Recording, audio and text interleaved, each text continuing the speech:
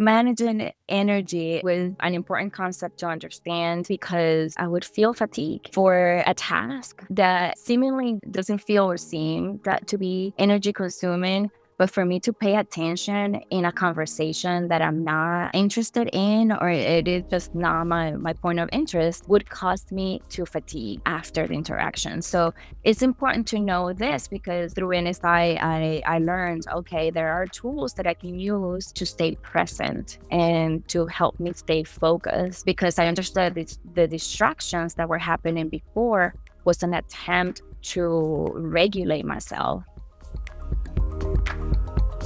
If you've ever struggled with focus, emotional overwhelm, or impulsivity, and felt like those traits maybe even defined you, you're not alone. Many of the experiences we label as ADHD aren't character flaws. They're the nervous system's intelligent adaptations to stress, sensory overload, and environments that didn't feel safe. Today, we're reframing ADHD through the lens of the nervous system. You'll walk away with a deeper understanding of ADHD, not as a fixed identity, but as a series of patterns, adaptations your body made to survive. We'll also share practical neurosomatic tools to build regulation, strengthen self-trust, and reclaim agency. Welcome to Trauma Rewired, the podcast that teaches you about your nervous system, how trauma lives in the body, and what you can do to heal. I'm your co-host, Elisabeth Christoph, founder of brainbase.com, an online community where we use applied neurology and somatics for nervous system regulation and resilience. And I'm also the founder of the Neuro-Somatic Intelligence Coaching Certification, an ICF-accredited course for therapists, practitioners, and coaches to bring the nervous system into all the work that you do. Make sure you subscribe so that you never miss an episode. We're here to help you understand yourself and your clients at a deeper, more compassionate level. And I'm your co-host, Jennifer Wallace. I'm a neurosomatic psychedelic preparation and integration guide, and I bring your nervous system and its healing into your peak somatic experiences. And by doing so, we create safer spaces for your body to receive the messages and embody the experience. I'm also one of the educators at the Neuro-Somatic Intelligence Coaching Certification. Today, we're joined by Mari de Luna, a certified neurosomatic intelligence practitioner who works extensively with ADHD clients. In this conversation, we dive into how a nervous system lens can transform the way we understand ADHD and unlock new possibilities for healing and growth. I'm so excited to have you here on the podcast, Mari. Welcome. Hi, yes, thank you for having me here. I am Mari de Luna, and I'm a neurosomatic coach. And I also work in trauma resolution. I specifically enjoy working with neurodivergent folks, working through intimacy and relationships and how to show up authentically and with agency. Amazing. I'm so looking forward to exploring ADHD and ADD with you today and neurodivergence in general. Would you share with us how this topic became so important for you? Yeah, so for me, it's very interesting in understanding how a neurotype can shape a person's identity, how they show up, their personality. And we so much attribute these traits to a personality and not understanding what is going on for that person's neurotype. So it has been just a life journey for me to understand my behaviors and my choices. Amazing. Amazing. Yeah, I think that it makes such a big difference when we start to understand why we're experiencing some of these outputs and start to extrapolate the way that our nervous system functions and the outputs that we're experiencing from our identity. And I really want to just start by reframing ADHD a little bit for people from a more neurosomatic perspective, because traditionally ADHD is defined by these three major features of like lack of attention skills, lack of impulse control, and hyperactivity. And as I was preparing for this episode, I did start thinking a lot about how it's more nuanced than that. It's more individual. And from a neurosomatic perspective, ADHD really is this cluster of outputs that are the result of how our nervous system takes in information through our sensory systems, how our brain interprets and integrates that information.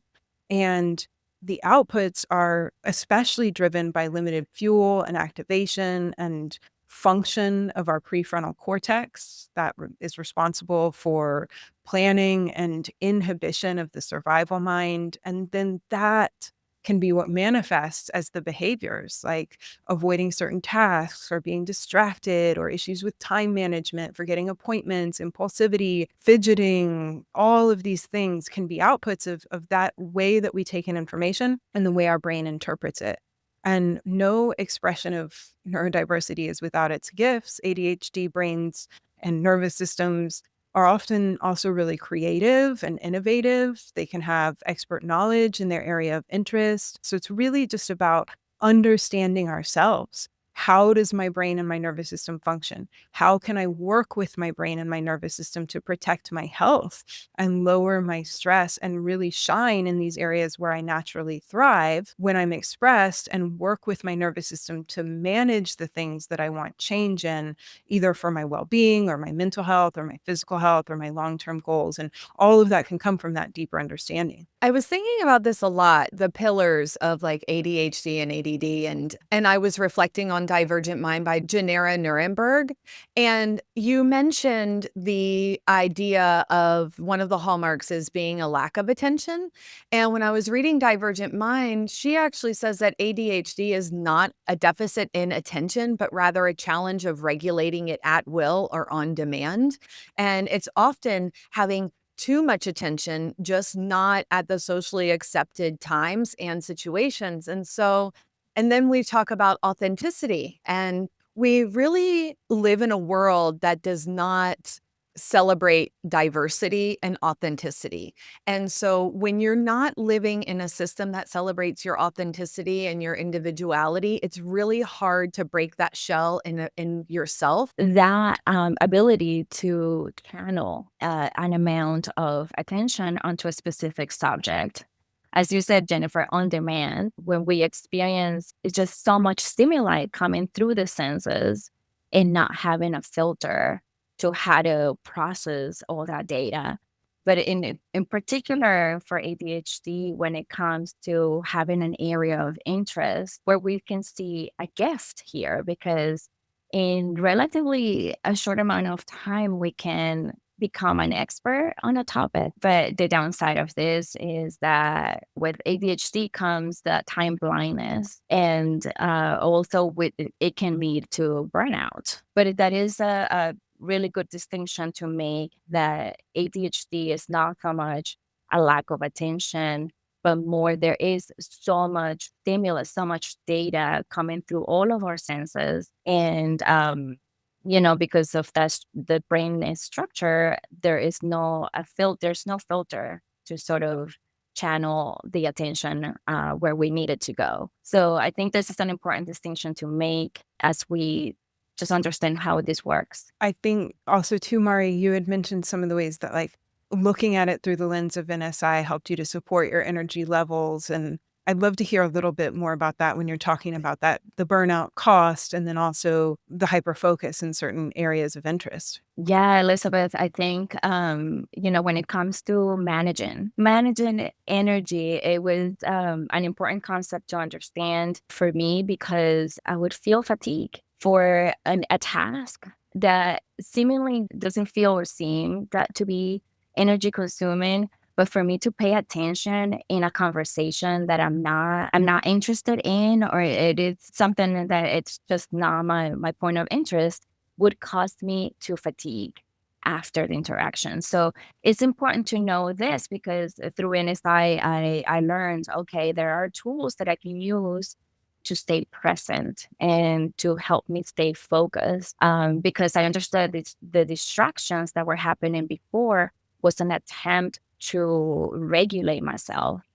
But it misfired at the end, because I wasn't channeling my attention onto the task at hand. So there was a conflict in my system wanting to discharge too much stimulus and retain some. That is really resonant. So, one of the things also that we're exploring this season is sensory inputs are taken in and interpreted differently from person to person in the way that they affect us. Even if it's the same input, right? Like we're all taking in an input right now from each other, and that's all being interpreted very differently into our nervous systems, just like you, our listener. And so we think about like how loud sounds are, or the way a touch feels, or the way that the light feels to our visual systems. And that heightened sensitivity, it can lead to diminished capacity for fuel for the prefrontal cortex, and it can cause constant stress and dysregulation that can lead to moving through the world more from the survival brain and from limbic responses without inhibition capabilities of the frontal lobe, because the system is taxed. And we know it's one of the jobs of the prefrontal cortex to inhibit the back brain and all of the noise. But if the wiring isn't there for somebody, then it's just going to take a little bit more tools and a different level of work to just highlight and turn those parts of the brain on. But that constant stress and dysregulation of moving through this world in a quote different brain, it leads to self-soothing behaviors. And you see that a lot with ADD and ADHD. There's a link to eating disorders and substance abuse because of that constant need for regulation and relief. And that's something that's so relatable for me when I reflect on the binging narratives that I had, and whether that was food or alcohol, that kept me regulated in a lot of times a social, relational experience. We know even with genetic variation, genes carry potentials inherent in cells of any individual. Which of multiple potentials are expressed in the cell is a question of circumstances, environments, attachment needs, and stress. And we know that that is all unique to an individual developing in this world. Absolutely. I mean, development, there's always this genetic component. And so I really want us to dive into how complex trauma affects that. Developmental trauma, we know it impacts executive function and our brain's ability to integrate information, to recall memory, to make sense of the internal signals in our body with accuracy, with clarity, regulation of our HPA axis and our stress response. And so for individuals with ADHD, the thalamus does function differently. It impacts our attention, sensory processing, our behavior. And then when we have that dysregulation of the thalamus that can come from developmental experiences or biodiversity, that can lead to challenges in sensory integration. Maybe we're taking in an overwhelming amount of stimulus and we're reacting differently to that stimulus, creating different responses in the body. So it's harder for someone with ADHD to process and respond appropriately to sensory information. And so maintaining like selective attention, focusing on important information while ignoring distractions can be really hard. And that also impacts to our levels of alertness and our arousal, our F responses that get turned on when there's all of that overstimulus. And then we also have our threat response, our adrenaline and our cortisol that pushes us away from things into fight and flight. And so when we start to have changes in that regulation from how our thalamus is functioning, it really makes a big impact on like what I'm able to feel pushed toward and what is overwhelming and creates that threat response. And it's also really important to remember that these things can be trained. With intentional stimulus, we can start to work with our thalamus to help it have a different reaction to sensory stimulus, to have different discernment in what is important, and then to create new reactions in the nervous system, more regulation with that stimulus. We're living in a time where deeper leadership, emotional resilience, and nervous system skills aren't just optional. They're essential. If you're ready to upgrade the way you lead yourself and others, join us for a free workshop, The Neurosomatics of Leadership and Belief Change, on July 9th. It's practical, science-based, and specifically for practitioners who want to make a real impact. Go to neurosomatic.com/leadership to register. That's neurosomatic.com/leadership. We hope to see you there. What I would like to add is bringing inhibition tools is bringing a sense of containment. A sense of containment, if for me, is needed so that I'm able to focus on a given set of stimulus, right? If we think about how the brain is working and not able to filter in so many data, so much information that comes through the senses, and bringing a tool that can serve as a containment for us. So for example, I'm wearing an app belt at this time, and what that does for me, it helps me bring containment to my ideas. As crazy as that might sound for some, it is how my body is using the tool. It's helping me ground my feet onto the floor. It's helping me feel my butt against the chair, my back against the chair. So the app belt is doing this for me. It's sort of regulating the amount of information that is coming at this time. So I think most people think that in order to regulate that, you may need to shut completely, like to shut out completely everything, to shut down or like to reduce the amount of information and data and stimulus that are coming in a given time. And knowing that certain tools are there to support us to stay focused and grounded is something that, in my opinion, we should all know and understand so that we can stay present and regulated. I'm also wearing an ab belt, Mari, and I love that you brought this up. It's one of my favorite passive tools to work with because, we're working with the interoceptive system. So inside our bodies our organs are getting so much stimulus, and then that is feeding directly up into the insular cortex. And it's like, by wearing our ab belts, I really love what you said about like grounding us in here right now, because that is what it's doing. Because through using the ab belt, we are trying to change the predictive response that's happening in the insular cortex about having this big conversation and what it means to show up here together and to be talking, to all these people on such a broad stage. And the ab belt is a tool that I often use when I am on the podcast. And sensitivity, like just a few minutes ago, we were talking about, like, this is a core human trait that's often not honored as one of our gifts. And part of the gift is the way that we express emotionally.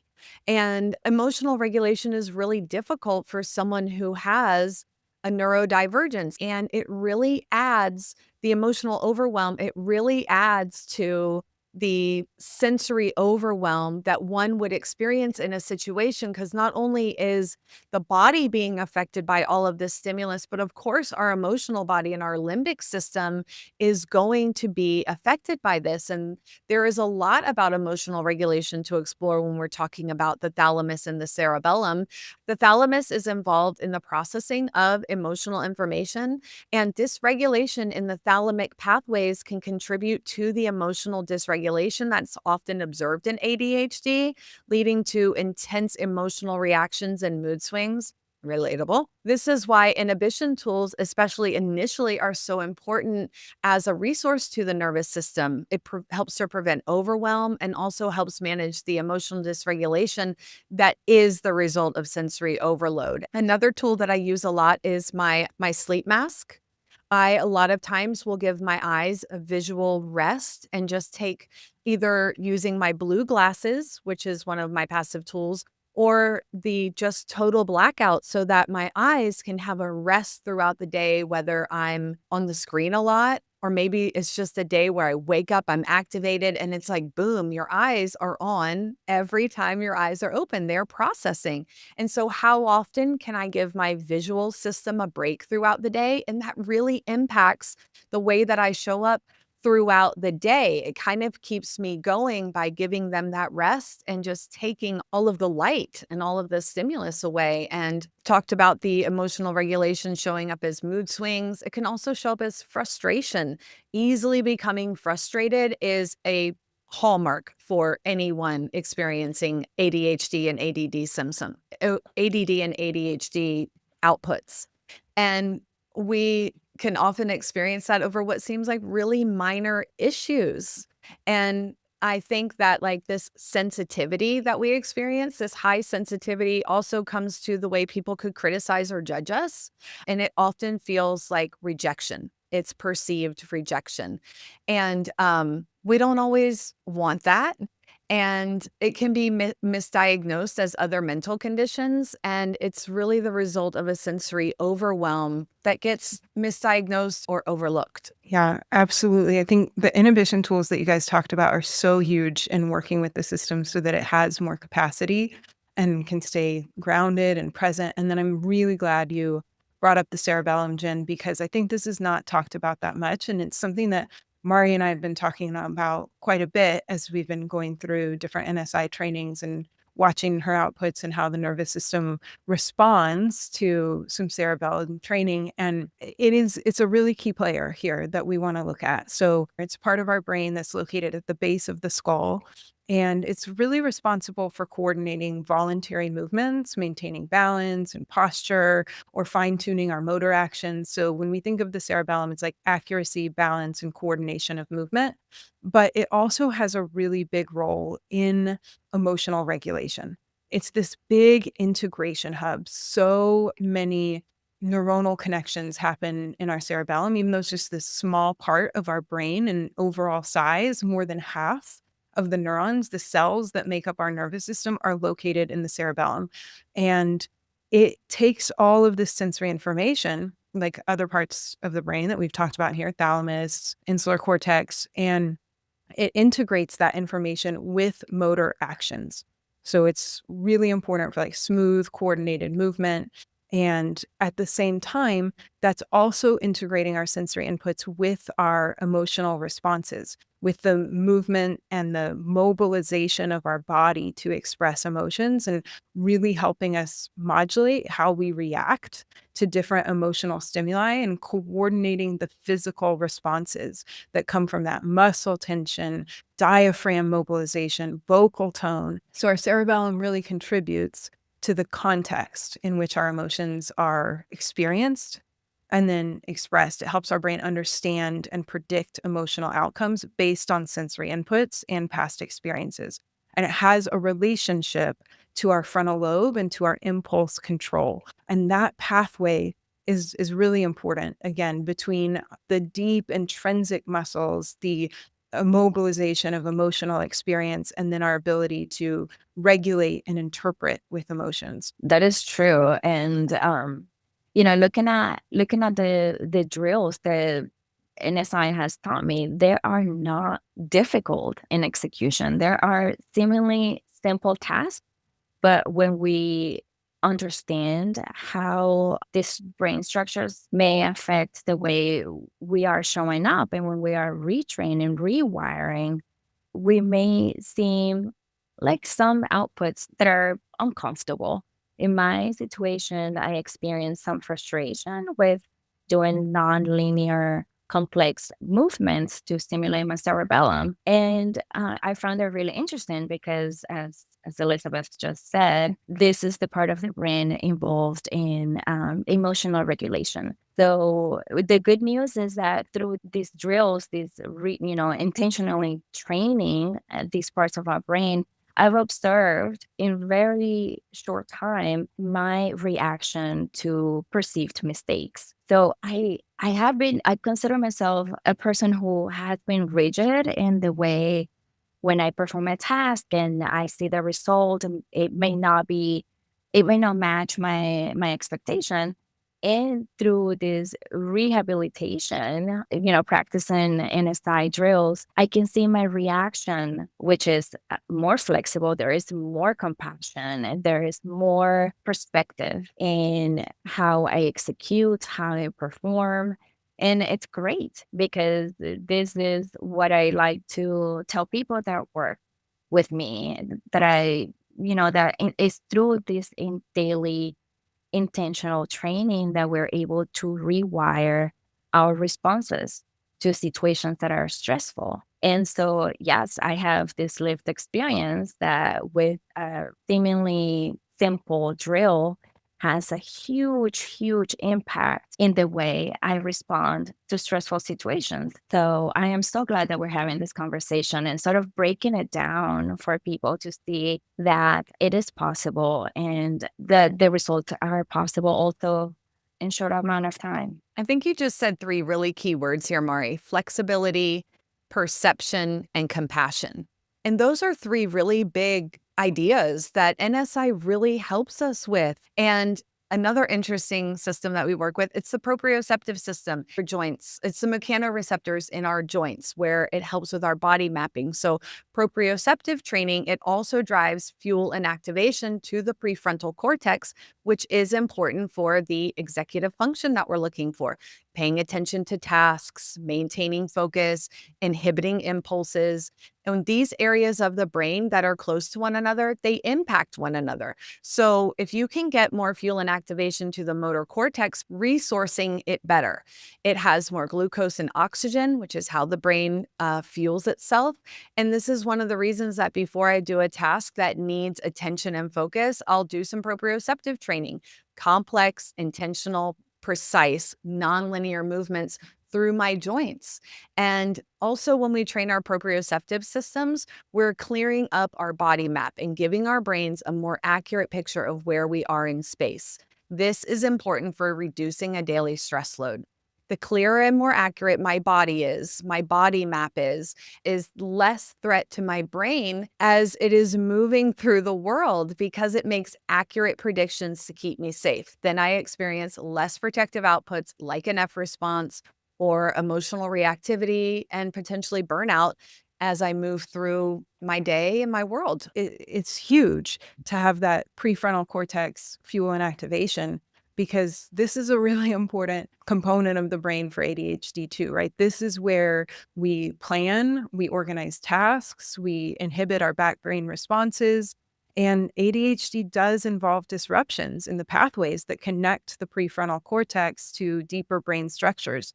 And those pathways, like for motor control and decision-making and regulation of our emotions, are really important. And the more myelinated we can get those, the better they're functioning, the less we experience some of these outputs that we don't want. We've talked in here quite a bit about how complex trauma and developmental trauma impact our executive function and our frontal lobe. So I think it's really important to know that we can start to do intentional things to make change in that area. If your brain is developing under a chronic stress load, and everybody's brain is different, then we can't expect everyone to have this same neurotypical higher order systems of thinking and this demand of like the prefrontal cortex. I would love to hear your thoughts on this, Mari, about complex trauma and brain development and this lack of executive functioning as you see it. Yeah, Jen, I think this conversation is super nuanced, but it's beautiful to start unfolding like so many layers. The way I understand it is that a person who develops in an environment that is chaotic, right? And it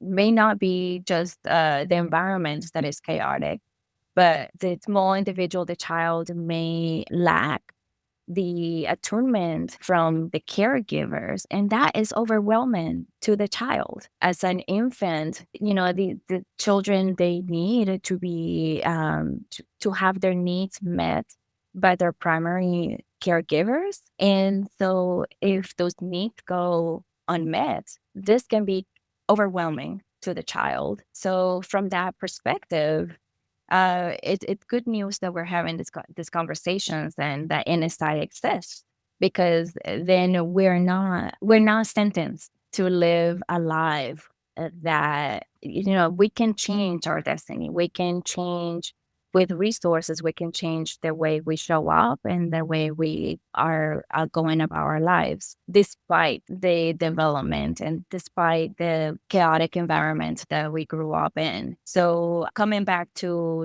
CPTS and ADHD, how can a person who develops with, under these circumstances have the focus and attention that is needed to survive in today's society? Right. But thankfully, we now know that we can change this with intentional training, with neuroplasticity, with giving ourselves the intentional stimulus and practice to regulate our nervous system and to show up the way we want to show up in life. Yeah, I think, Mari, what you just brought up is really important. The attunement and attachment that we experience as we're developing and how this impacts our brain function and our nervous system development, and really all of season 3. We looked at the role of attachment and development and how we are relational beings. And there's no way to look at complex trauma and separate that from the impact on our ability to feel safe and connected in relationship to other human beings. And that at its very heart, CPTS is an attachment wound.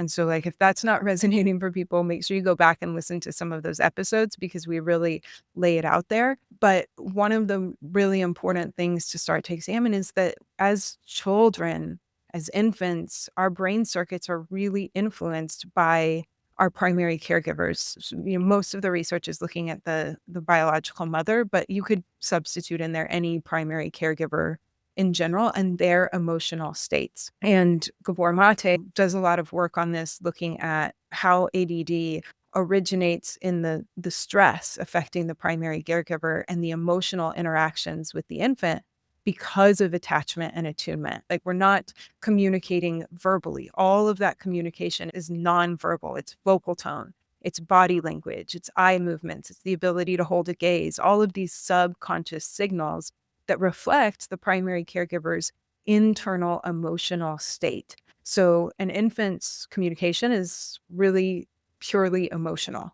And then the things that are disrupting a primary caregiver's emotional security are also disrupting the neurobiological wiring, the chemical supplies of that infant brain and how it's going to respond, the HPA axis, how the limbic system responds. And so no wonder, though, that then now my brain develops a little bit differently and shows some of these heightened sensitivities to sensory processing, differences in executive function, because that's the water I was swimming in during development, responding to her emotional states. Attunement is something that we've talked about so much on this podcast, and really misattunement is what you're talking about in your experience. And so what we really mean here by attunement is being able to read and interpret accurately the signals that are coming from not just our primaries, but in this example of development, from our primaries, from their facial expressions, their social cues, their posture, and their vocal tone. Like,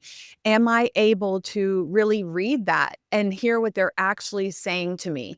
And it's this, when we have attunement, there's this freedom from a lens of threat that distorts and interrupts that continuity of consciousness that dissociation will bring about, particularly in a relational aspect.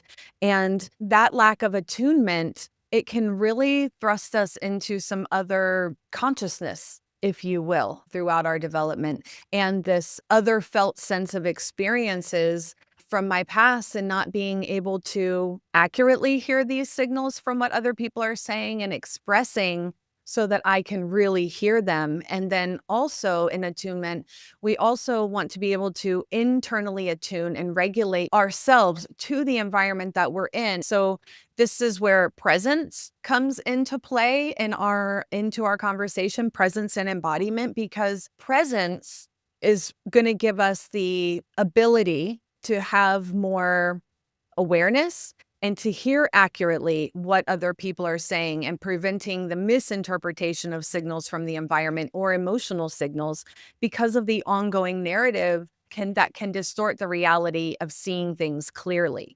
And so with presence, I could be in any environment and interact with it, with people as they are, and with the situation as it is.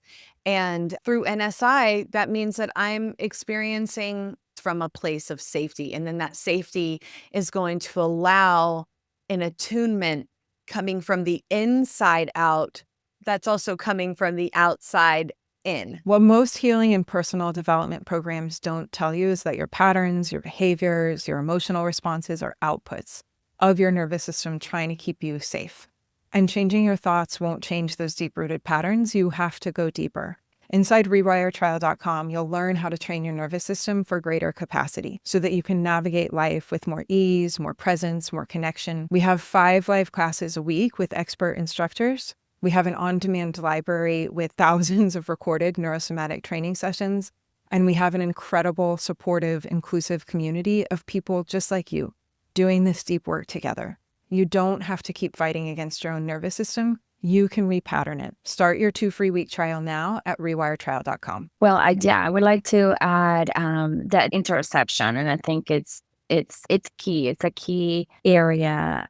When I started understanding from an NSI perspective how interception works, I made the link about attunement, right? And so attunement or self-attunement refers to tuning to one's needs. And so interoception plays a key role here because it refers to those signals that are coming from our internal landscape, our organs, and our ability to sense what's going on, whether we're hungry, whether we're hot, or and so on and so forth. So having the ability or the skill to attune to what's happening inside of us and then having an accurate interpretation of that has to do with us understanding how interoception works, and we can train the system to not only perceive and become aware of what's happening but also interpret those signals more accurately. And so I make the link with what happens with ADHD, right? Like, so understanding the cues that are happening inside and then adapting real time and adjusting real time so that we don't experience undesired outcomes or undesired behaviors. So yeah, I think it's really interesting and worth the time in understanding how those various systems work and interact with our nervous system, and bringing tools that can help us in not only interfering in real time, but also over time, we can create prediction. And so that it's a reflection of undesired or impulsive behaviors, which I think we will be touching on later on in this conversation. Yeah, definitely. I was thinking about ADHD and burnout and how there's so many reasons why when we have these differences in the way we take in information, it can really lead us to burnout. And one of the things that you just talked about, Mari, was like, I don't have good, clear signals coming from inside, so I can't read what's happening and maybe interpret too much threat to that. But also, I don't know what my real capacity is. I don't know how to put up those boundaries. And then at the same time, because of whatever reason, whether it's biodiversity or complex trauma, I have this heightened sensitivity to sensory stimulus that's exhausting my system all of the time. And then there's all the other things that we've been talking about with different types of neurodivergence, masking and trying to fit into these molds, living in a world that isn't really patterned for us. And when you have all of this coming together, this heightened sensitivity, the increased stress load, the interoceptive deficits, just all of it coming together, it's really easy to lead to a place where you are exhausted, where you don't have enough fuel to keep going and find yourself in these periods of burnout and depletion. Yes, Elizabeth, the burnout portion of this is so important because as we were talking before, the overwhelm comes from the variety of information, all the data that is coming through the senses, and us not having the ability to concentrate or to channel that focus and attention and to process. Like one of the early lessons in NSI, one of the early drills that I learned from NSI was the infinity walks. And this is a drill where we are integrating data from the different systems. And that that drill in and of itself can be used, or I use it to discharge or so when I think about data integration and how this drill works, it to me, I get the picture that my brain is sort of using the data that it wants and integrates it and consolidating some memories and then discarding those pieces of data that they're not interesting to me. And so when burnout to me, it sounds or it happens when we don't have outlets to let go of that pent up energy or the pent up stress. So yeah, going back to all the drills that NSI teaches us, those some drills are designed to help us integrate the data, and some drills are designed to help us offload and just rest and digest the energy. It rest and digest from the data, from all the information that we've been getting all day long. So many important things there. Being able to de-stress and discharge, having our nervous system be able to come down and re-regulate, We talked in the depression and the chronic fatigue episode about dopamine, and ADHD is associated with dysregulation in the dopamine pathway. And that really plays a critical role in motivation and reward and processing and cognitive control. And how our nervous system is functioning really has a big impact on our dopamine responses. And if we have impairments or issues with our dopamine signaling, then that really limits our ability to pay attention. But it can also start to drive reward seeking in different behaviors, right? So we can really move into this world of addiction, substance addiction, disordered eating, because not only are we starting to use these tools to get chemical changes in our brain, dopamine, reward, but also for self-regulation, right? When we have a nervous system that's overtaxed, that we don't have the ability to come down and rest and digest and repair, we can use substance to, as an quote unquote maladaptive coping behavior, to start to curb that constant high stress sympathetic state. And so I think there's just so many important overlaps to look at. And I know that you work, Mari, a lot with addiction and have had some of your own experiences with that and the overlaps with ADHD. So I'd love to just hear about that a little bit. Yeah, I mean, talking about addiction, and I'm very grateful for the reframe from NSI of addiction, that it is an output. And so, when we look at a behavior output like addiction through that lens, it brings so much compassion already to the topic. And because there's so much shame associated with addiction, right? There is also in addiction recovery, the expectation that comes from willpower. And it was really interesting to hear NSI reframe that willpower has nothing to do with our behavior. So understanding that our behavior is truly an output of our internal systems and how our internal systems are dealing with all the external data that comes in through the senses. So, yeah, so understanding that addiction may come from the need to satisfy something. There is a drive to either satisfy a need, and this could be because when we talk about anything that is overwhelming to the system, it could be something that is too much, too fast, too soon, or not enough. And so again, when we think about addiction, it's just our desperate need to soothe a need. I'm one of those individuals who experiences high substance use throughout my life, as I've moved through my world. And, we talk about this idea of the nervous system bucket and the capacity in it. And I can look at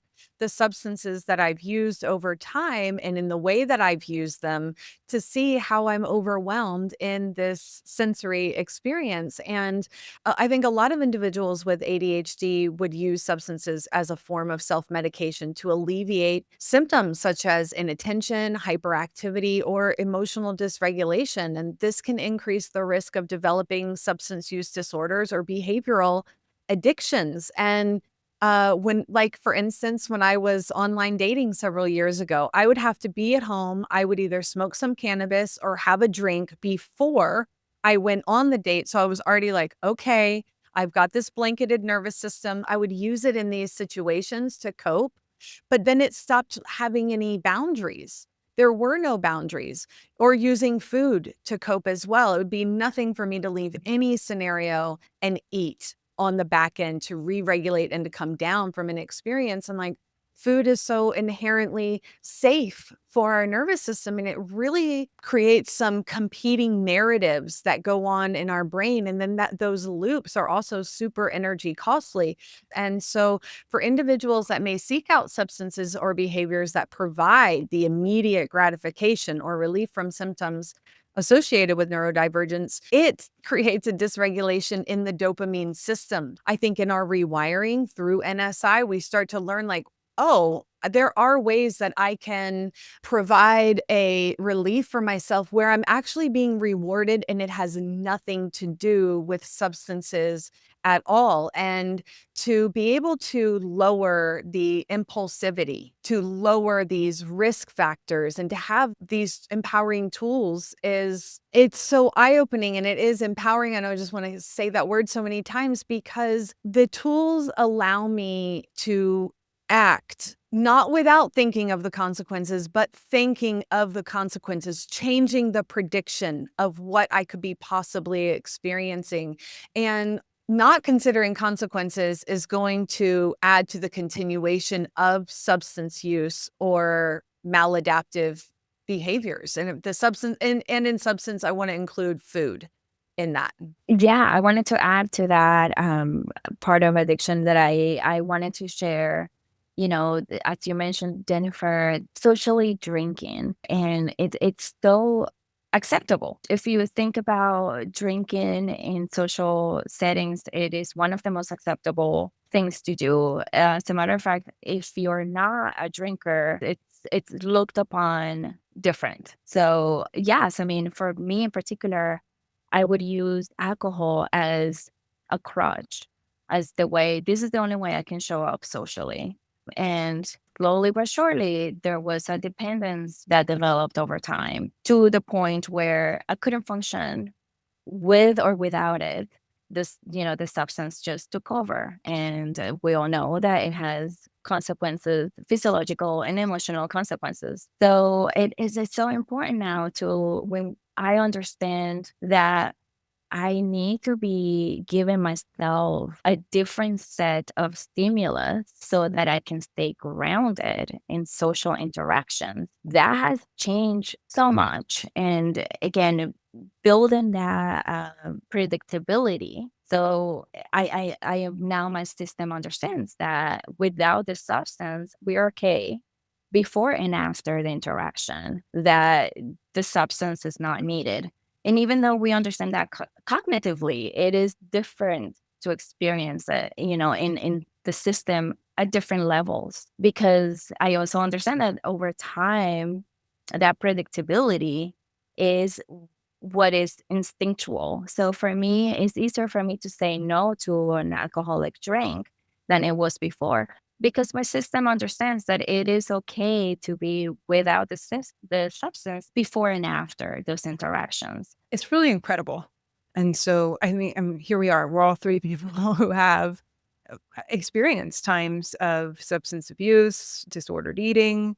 And it really is it's kind of incredible to sit here as people who now know how to work with our nervous systems, how to process emotions, and the real change that makes in moving through the world. We've touched on so many different things, and there is a huge societal component of this too, right?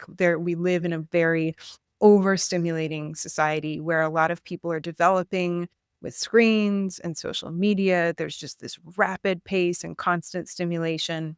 And a lot of times, I think for especially kiddos that are growing up in this world, ADHD it's not a disorder. It's really a adaptive response to the world that they're living in, to the demands that are being placed on that brain and that nervous system as it's developing. I really do hope that people feel hopeful in listening to this conversation and understanding that there are better ways to cope with these sensory overloads. We don't have to harm ourselves or abuse ourselves really with these substances that make it maybe easier to get through a situation, but it's only easier in the moment, right? We deal with so much pushback from the nervous system as it tries to re-regulate and come back down from all of this overload and all of this overwhelm. And, we say that neuroplasticity is the science of hope on this podcast, because through neuroplasticity, we can change, we can make changes. And you've heard us, listener,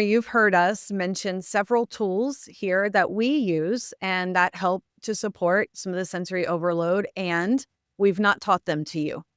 We do believe in the N equals 1 the N equals 1 nervous system, in nervous systems, N equals 1. And so we don't share tools on this podcast because we don't know how they would affect you.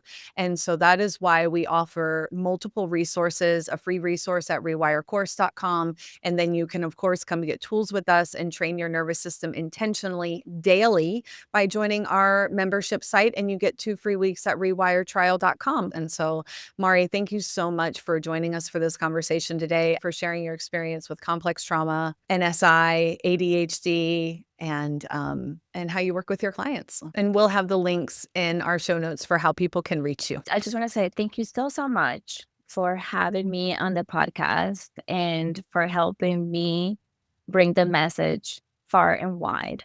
Thank you. Thank you both for this conversation, being so open and vulnerable about your own experiences.